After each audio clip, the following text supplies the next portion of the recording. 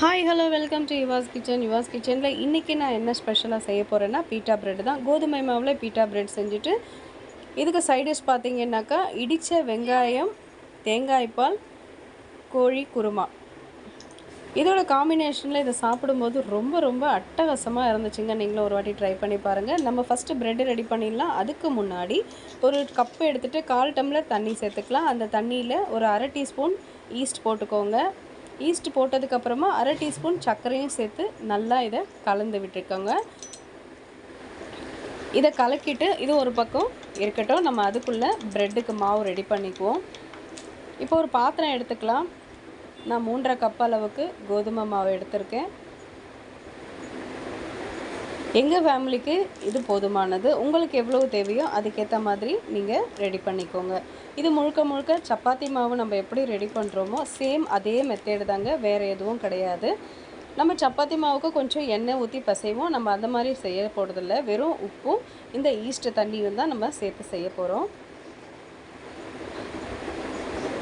பொதுவாக இந்த beta bread வந்து மைதா மாவில் தான் செய்வாங்க. மைதா மாவு உடம்புக்கு நல்லதில்லை அப்படிங்கிறதுனால நான் கோதுமை மாவில் ட்ரை பண்ணேன். ரொம்ப சூப்பராக வந்துச்சு. நீங்களும் அதே மாதிரி ட்ரை பண்ணி பாருங்கள்.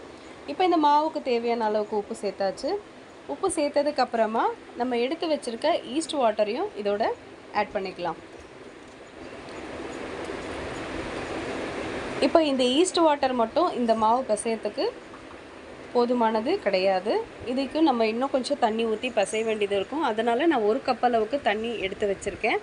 கொஞ்சம் கொஞ்சமாக தண்ணி தெளித்து நல்லா மாவை பிசைஞ்சு வச்சுக்கோங்க. நல்லா அழுத்தம் கொடுத்து சாஃப்டாக பிசைஞ்சிக்கோங்க. அதிகமாக தண்ணி சேர்த்துறாதீங்க. இப்போ மாவு ரெடி ஆகிடுச்சு. இது ட்ரை ஆகாமல் இருக்கிறதுக்காக 1 குழிக்கரண்டி அளவுக்கு நார்மல் ரீஃபைண்ட் ஆயில் சேர்த்துருக்கேன். சேர்த்து ஃபுல்லாக இது மேலே ஃபுல்லாக அப்ளை பண்ணிவிடுங்க. அந்த ஆயிலை அப்ளை பண்ணிவிட்டு இது ஒரு 10 நிமிஷம் நம்ம மூடி போட்டு ஊற வைக்கணும். ஏன்னா அது நம்ம ஈஸ்ட் சேர்த்துருக்கிறதுனால அந்த மாவு கொஞ்சம் எக்ஸ்ட்ரா நமக்கு உப்பி வரும். இப்போ பாருங்கள், 10 நிமிஷம் கழித்து எடுத்தாச்சு. மாவு நமக்கு எக்ஸ்ட்ரா கிடச்சிருக்கு. எவ்வளோ சாஃப்டாக இருக்குது பாருங்கள். கையிலையும் ஒட்டலை, பாத்திரத்துலேயும் ஒட்டலை. இப்போ இதை சின்ன சின்னதாக பால் மாதிரி ரெடி பண்ணிவிட்டு சப்பாத்தி கட்டை இருக்கும் இல்லையா, அதில் நல்லா திரட்டிட்டு தவாவில் போட்டு எடுத்துக்கலாம். பாருங்கள், இப்போ நம்ம தவாவில் போட்டதுக்கப்புறமா இது மாதிரி தான் இருக்கும்.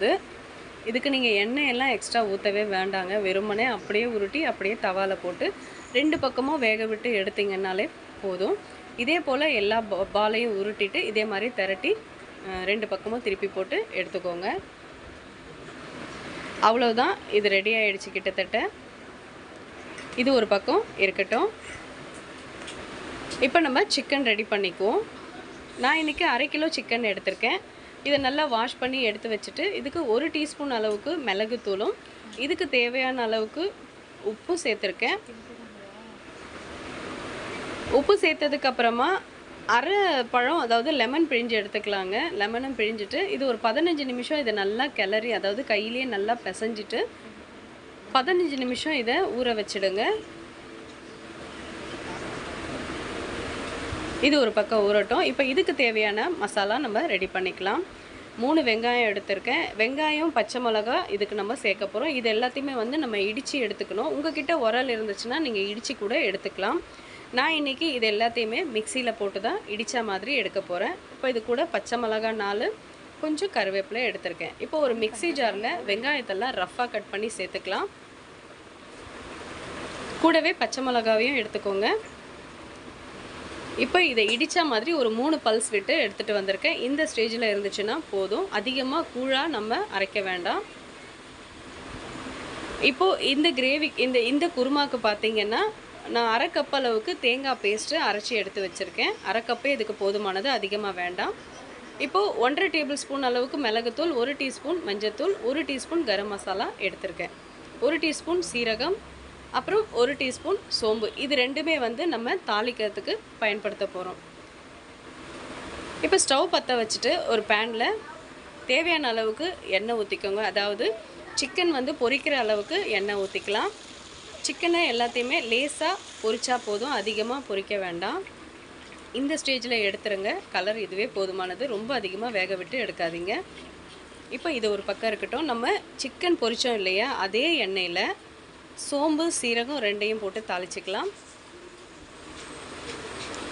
வேறு எதுவும் தாளிக்கிறதுக்கு நம்ம யூஸ் பண்ண போகிறது இல்லைங்க. வெறும் சோம்பும் சீரகமும் மட்டும் போதும். இப்போ இது ரெண்டும் பொரிஞ்சதுக்கப்புறமா இடித்து வச்சுருக்க வெங்காயம் பச்சை மிளகாவையும் இதோட சேர்த்துக்கலாம். சேர்த்து நல்லா வதக்கி விட்டுக்கோங்க. ஸ்டவ்வை வந்து மீடியம் ஃப்ளேமில் வச்சுக்கோங்க. ஹை ஃப்ளேமில் வச்சிங்கன்னா ஃபுல்லாகவே அடி பிடிச்சிரும்.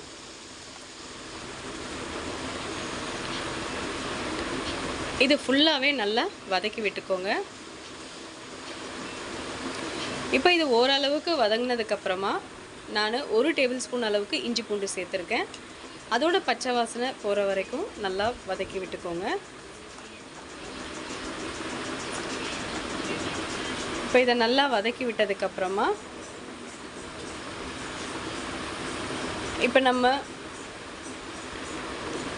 இதுக்கு தேவையான மசாலான்னு பார்த்தீங்கன்னா மிளகு, மஞ்சத்தூள், கரம் மசாலா எடுத்து வச்சுருக்கோம் இல்லையா, அதையும் இதோட சேர்த்துட்டு நல்லா கிளறி விட்டுக்கோங்க.